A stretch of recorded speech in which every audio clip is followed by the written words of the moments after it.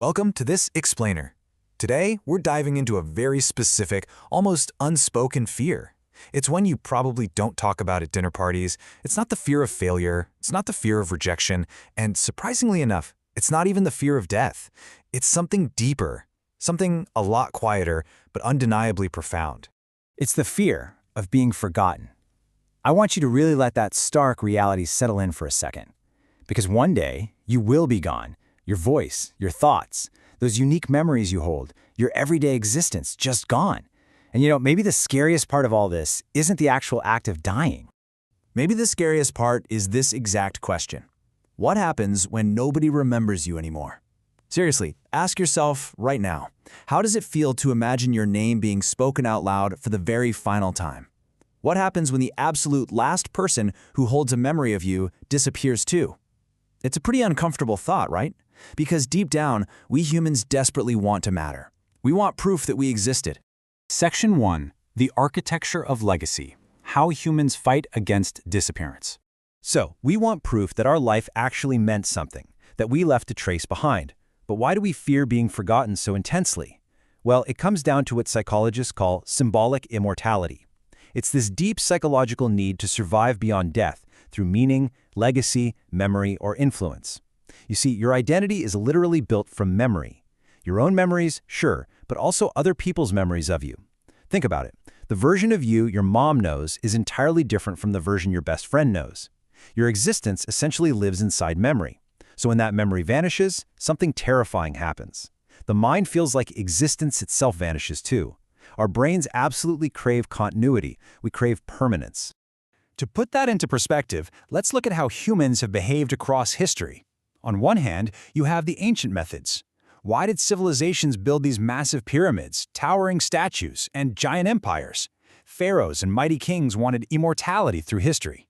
Now look at our modern methods. We have photos, stories, endless status updates. What if I told you that behavior comes from the exact same primal desire? It's that burning urge to say, I was here, notice me. It's not just shallow attention seeking. Leaving traces is how we fight forgetting. Everyone in some way, shape, or form wants to leave a mark. Section 2. The Pain of Being Unseen. The psychology behind the fear of invisibility.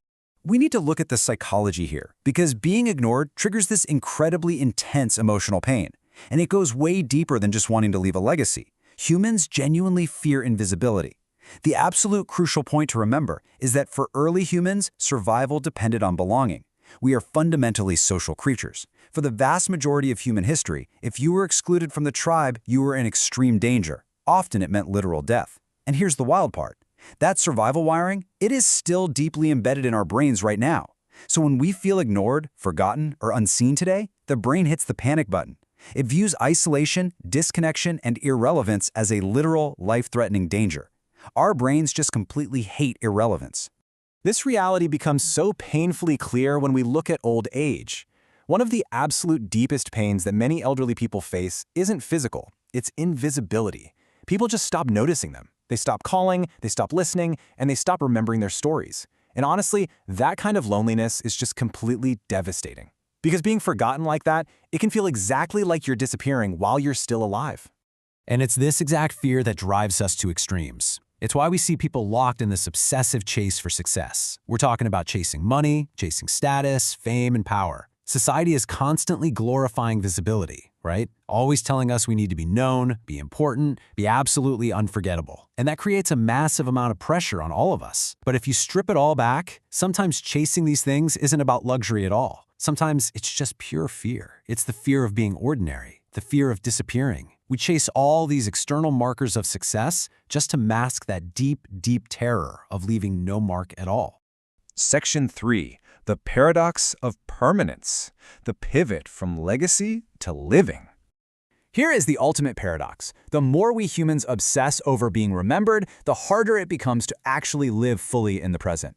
We literally stop experiencing life and start performing for a legacy.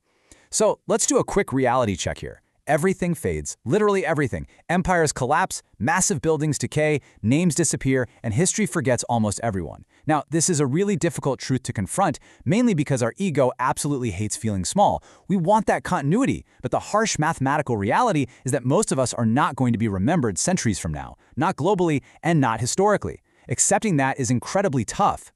But what if I told you there's actually a lot of freedom in that truth? Let's weigh these two hypothetical lives against each other. On one side, you have a life that is world famous. You're known by millions of people, but maybe you lived without any real, genuine connection. Now, on the other side, picture a life that is completely unknown globally, but deeply, deeply loved by a small circle of people. Think about a parent raising a child with endless love, a friend helping someone through their darkest times, or a teacher who changes the trajectory of just one single student's life. These moments, they are never going to enter the history books, but they matter so profoundly. Your impact is not always visible, and your legacy certainly doesn't have to be famous. So I have to ask you, which life mattered more? There's no simple answer, of course, because human meaning is vastly complicated, but the real takeaway here is that you can live forever inside the lives of a few people you touched, even if history completely forgets your name. A meaningful life absolutely does not require global remembrance. Section 4. Living fully in the present. Reframing impermanence as beauty. You know, maybe we fear being forgotten because we just completely misunderstand permanence. What if permanence was never the point of life to begin with? Everything changes and everything passes, but maybe beauty exists precisely because things end. Impermanence is actually what creates value. Let's look at a few examples. A great song ends, and that ending is exactly what gives the music its meaning and structure. Sunsets fade, but that fleeting nature is what makes them so profoundly beautiful to watch. Conversations finish, which makes that moment of human connection precious. While life works the exact same way. Temporary absolutely does not mean meaningless. Moments are precious exactly because they do not last forever. I want you to please take a moment to really internalize this truth. Existence isn't valuable only when it's remembered forever. Yes, it's true. One day, your name may be forgotten, your face may disappear from human memory, and time may erase every visible trace that you were here. But that does not mean your existence meant nothing. Not at all. Your value lies in the moments you actually lived, the love you gave, the pain you overcame, and the presence you shared right now. It is entirely about being here, present, and alive, rather than putting on a performance for some future legacy. So the very next time fear whispers in your ear and asks, "What if nobody remembers me?" I want you to ask yourself a much better question. Don't ask, "How long will I be remembered?" but instead ask, "How deeply did I live while I was here?" Because maybe being unforgettable was never the goal. Maybe the real goal all along was simply to be fully alive.